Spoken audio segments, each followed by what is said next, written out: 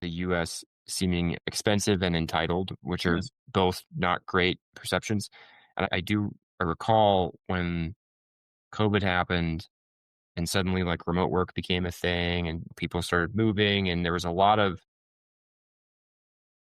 I described it then as like a pendulum swing, where there's this pendulum between who has more power based on the market that you're in, and it varies by market. Is it the employer or the employee? And we went very rapidly from an employer with probably some amount more of the power prior to COVID to suddenly the employee having so many more cards because I'm remote. I can work where I want. You have to pay me whatever. Like you said, if you're a senior, you're fought for as talent, and we're suddenly not geo restricted anymore. So we're just hiring whoever we want from wherever we want.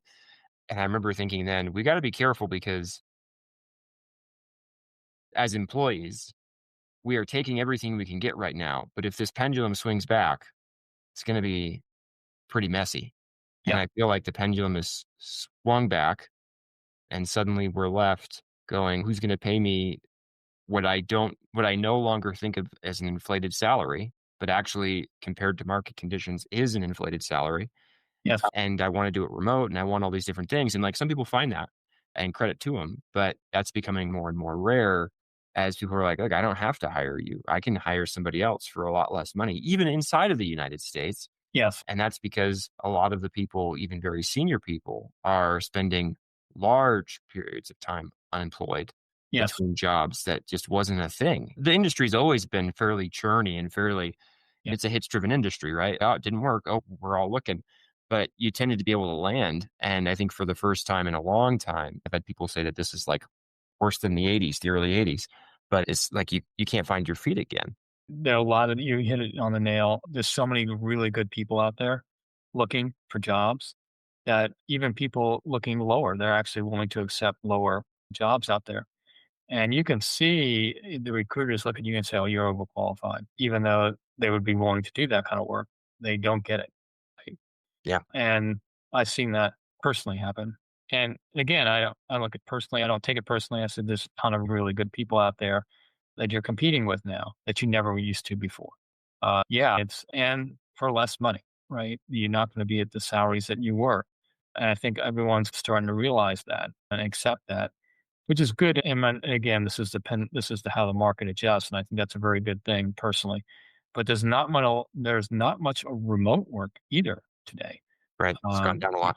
it's gone down considerably, actually, and so a lot of jobs are at hybrid, which means you have to be in a location for 3 times a week, right? Usually. And then that hybrid, along that word, that hybrid is what really as what businesses are willing and game companies are willing to do, but they much rather have teams working in an office space. They feel like they're more efficient, and that's a whole nother discussion we can have maybe sometime in the future about a remote versus hybrid Or in office. Yeah. or in office. There's lots of pros and cons with each, and I'm not going to take either side, but there's lots of pros and cons that need to be considered.